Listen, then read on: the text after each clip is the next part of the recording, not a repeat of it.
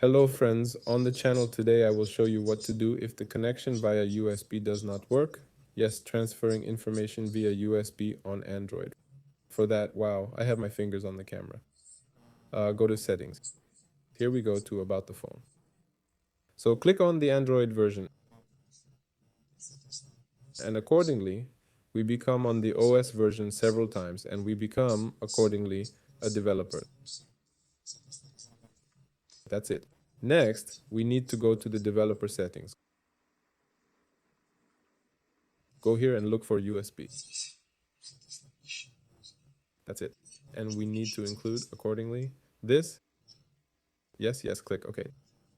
Next, enable installation via USB. Yes, if we have access to USB debugging security settings. That's it. Well, it also requires logging into an account on my phone. Here, there is also such a tab. I'll find her now. Here's the default USB configuration settings here and put USB here.